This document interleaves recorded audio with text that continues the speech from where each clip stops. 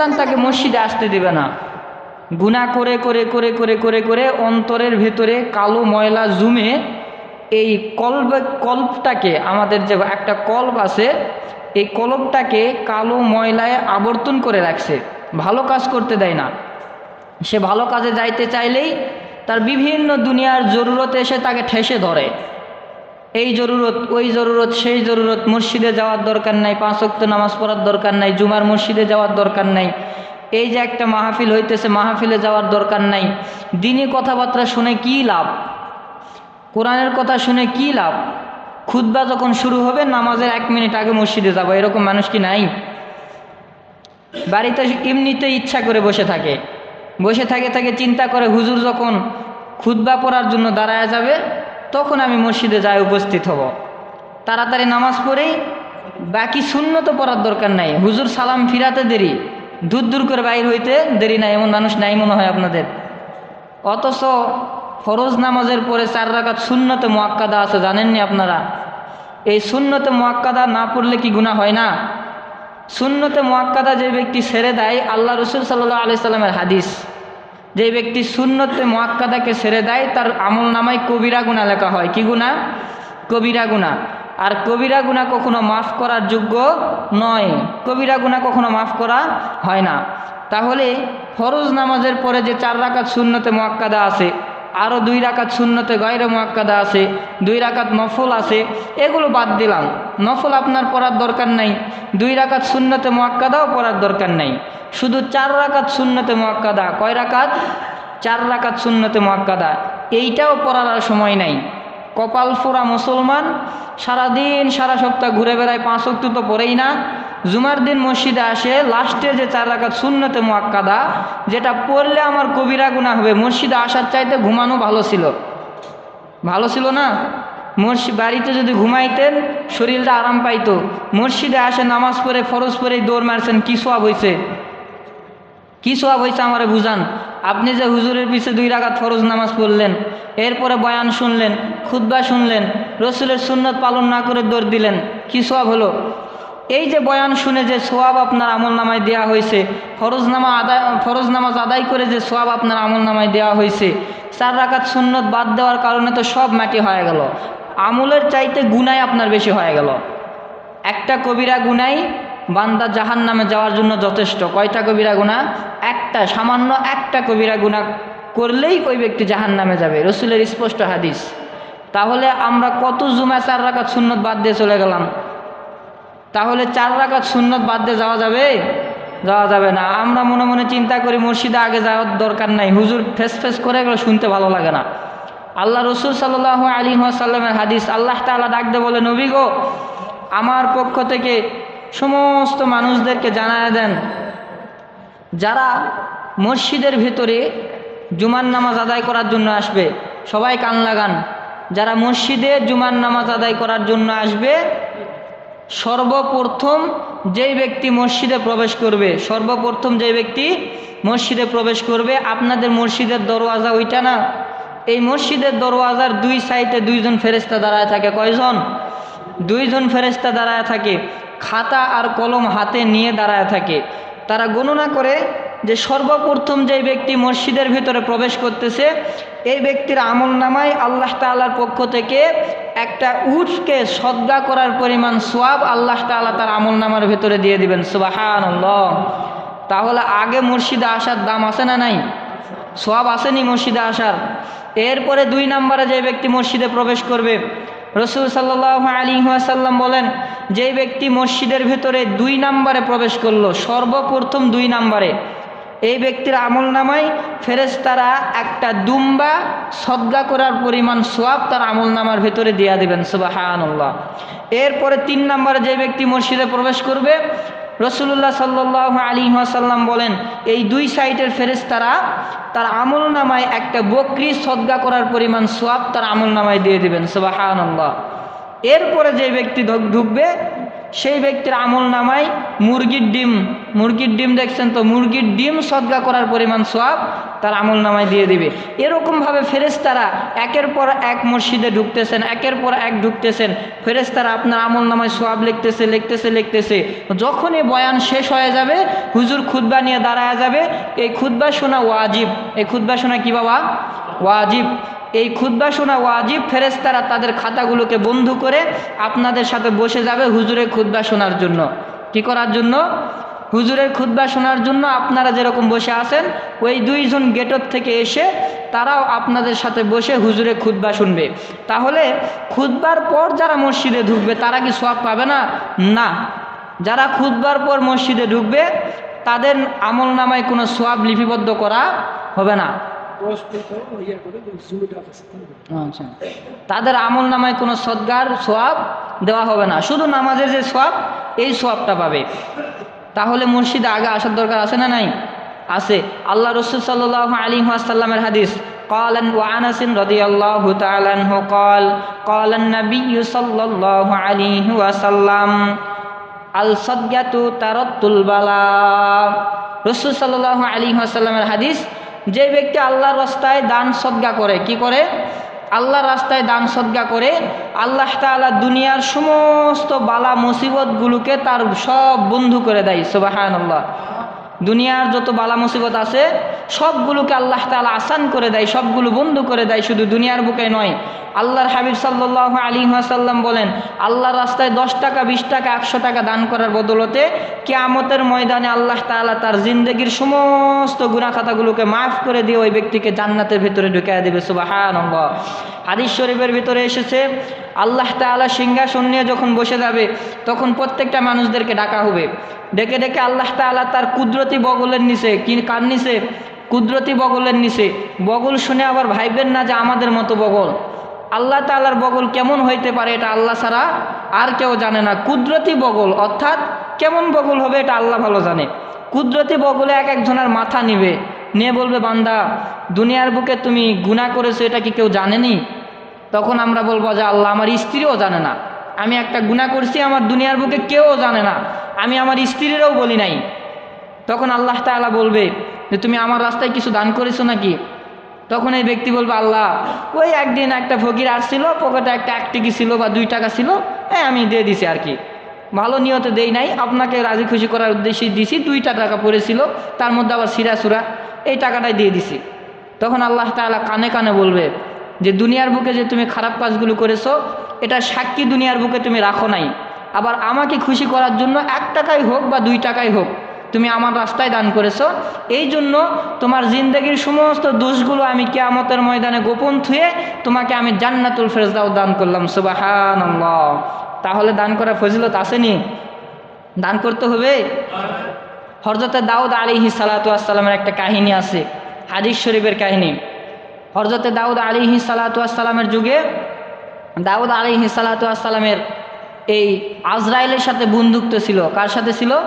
আজরাইলের সাথে। জান কবজ করে যে ফেরেশতা, এই ফেরেশতার সাথে বন্ধুত্ব ছিল। সব সময় ওঠা বসা, খাওয়া, চলাফেরা সব কিছু করতো একসাথে। তো একদিন দাউদ আলাইহিস সালাতু ওয়াস সালাম বলতেছে যে, ভাই আজরাইল, তুমি তো আমার সামনে যখন আসো মানুষের রূপ নিয়ে, তোমার আসল চেহারাটা আমি একটু দেখতে চাই, আমার একটু জানার দরকার আছে না যে আমার বন্ধুর চেহারাটা কীরকম।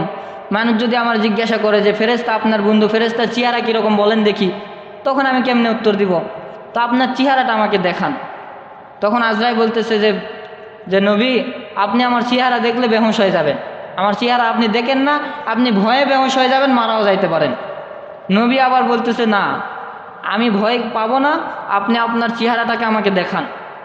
তো এবার আজরাইল আলাইহিস সালাতু ওয়াস সালাম নবীকে বলছে, ঠিক আছে নবী, অমুক দিন, ধরে নেন 7 দিন 5 দিন পর, অমুক দিন আমার আসল চেহারা আপনাকে দেখাবো, আপনি রেডি থাকেন, আপনি একটু শক্তমক্ত হয়ে রেডি থাকেন, আমার ভয়ঙ্কর চেহারা দেখে আপনি বেহুশ হয়ে যাবেন, আবার মারাও যাইতে পারেন। 2 সাইডে 2জন মানুষকে রাখেন, যদি বেহুশ হয়ে পড়ে যান আবার আসে ধরবেইনি, তাছাড়া পড়ে যায় আপনার মাথাও ফাটতে পারে। এরকমভাবে হাসি ঠাট্টা করে বলে এবার আজরাইল আলাইহিস সালাতু ওয়াস সালাম চলে গেছে। তো আজরাইল আলাইহিস সালাতু ওয়াস সালাম যখন চলে গেছেন, তখন এই যে 10 দিন 12 দিন সময় দিল, এই সময় অতিবাহিত হয়ে গেছে। এই সময় অতিবাহিত হয়ে গেছে, আজরাইল আলাইহিস সালাতু ওয়াস সালাম দাউদ আলাইহিস সালাতু ওয়াস সালামের কাছে আসে নাই। এবার হযরত দাউদ আলাইহিস সালাতু ওয়াস সালাম বলতেছে, কি ব্যাপার, আমার বন্ধু আমার কাছে আসে না কেন? সবাই এদিকে একটু নজর দেন, গুরুত্বপূর্ণ কথা। জীবনে মনে হয় এই কাহিনী শুনেন নাই, শুনছেন আজরাইল আলাইহিস সালাতু ওয়াস সালাম সামনে আসছিল, দেখা করছিল। এর ভিতরে আর একটা সুন্দর কাহিনী আছে, এটা আপনি জীবনেও শুনেন নাই, আমি 100% গ্যারান্টি দেব। তো এইবার আমার ভাইয়েরা, আমার বন্ধুগণ, এইবার হযরত দাউদ আলাইহিস সালাতু ওয়াস সালাম ফেরেশতাকে ডাক দিছে। ডাক দিয়ে বলে, আজরাইল, কি ব্যাপার, আজকে তো তুমি আমাকে দেখা করার জন্য আসতে চাইছিল, আর আসো না কেন? এইবার আজরাইল ডাক দিয়ে বলে, নবী গো, আপনার সাথে দেখা করার জন্য তো আমি যাব গো নবী, কিন্তু প্রত্যেক দিন আল্লাহ পাক রব্বুল আলামিন সকালবেলা ঘুম থেকে জাগ্রত হওয়ার পরে আমার হাতের ভেতরে একটা খাতা দেয়, একটা লিস্টি দেয়। এই খাতার ভেতরে সর্বপ্রথম যেই ব্যক্তির নামটা লিপিবদ্ধ করা থাকে, ওই ব্যক্তির বাবার নাম লেখা থাকে, ওই ব্যক্তির গ্রামের নাম লেখা থাকে, ওই ব্যক্তির জেলা লেখা থাকে, ওই ব্যক্তি কোন সময় কোন জায়গায় ইন্তেকাল করবে, কোন সিস্টেমে তাকে ইন্তেকাল করাইতে হবে, জান কবজ করাইতে হবে, এই সবগুলো আমার আল্লাহ তাআলা খাতার ভিতরে লিপিবদ্ধ করিয়া দেয়। আমি যেদিন আপনার সাথে দেখা করার জন্য যাব, ওই দিন আমার আল্লাহ তাআলা আমাকে একটা বিশাল খাতা দেয়া দিছে। এই খাতার ভেতরে 100 জন ব্যক্তির জান কবজ করতে হবে আজকে সারাদিনের ভেতরে। এখন 100 জন ব্যক্তিকে জান কবজ করতে হলে এই 100 জন ব্যক্তিকে জান কবজ করিয়া আপনার কাছে আমাকে যাইতে হবে। তাহলে বলেন তো, এই 100টা ব্যক্তির জান কবজ করব নাকি আপনার সাথে দেখা করার জন্য যাব? ওগো নবী, আজকেও তো আমার আল্লাহ 100টা ব্যক্তির জান কবজ করার জন্য দিয়েছি, 99টা ব্যক্তির জান কবজ করে ফেলেছি, আর 1 নাম্বার ব্যক্তির জান কবজ করতে হবে, আর একটা ব্যক্তির জান কবজ করতে হবে। এই ব্যক্তিকে আমি কোথাও খুঁজিয়া পাইতেছি না। হঠাৎ করে আজরাইল আলাইহিস সালাতু ওয়াস সালাম তাকায়া দেখতেছে হযরত দাউদ নবীর সামনে। এই রকম দাউদ নবী বসে আছে, দাউদ নবীর সামনে একজন যুবক ভাই বসে আছে। এইবার আজরাইল আলাইহিস সালাতু ওয়াস সালাম মুস্কি একটা হাসি মারছেন। মুস্কি হাসি দিয়া দাউদ নবীকে ডাক দেয়া বলে, নবী গো, 99টা জান কবজ করার পরে 100 নাম্বার, অর্থাৎ আর একটা যেই ব্যক্তি বাকি আছে, এই ব্যক্তি তো আর কেউ নয়, আপনার সামনে যেই যুবকটা বসে আছে, এই যুবককেই আল্লাহ তাআলা জান কবজ করার জন্য বলেছে। কিন্তু এই যুবককে তো আমি কোথাও খুঁজিয়া পাইতেছিলাম না। আমার তো ভালো হয়ে গেল, আর মাত্র 5 মিনিট পর আমার আল্লাহ তাআলা বলেছে, আপনার সামনে যে যুবকটা বসে আছে, এই যুবকের জানটা কবজ করতে হবে। এই বলে দাউদ নবীর থেকে হযরত আজরাইল আলাইহিস সালাতু ওয়াস সালাম চলে গেল।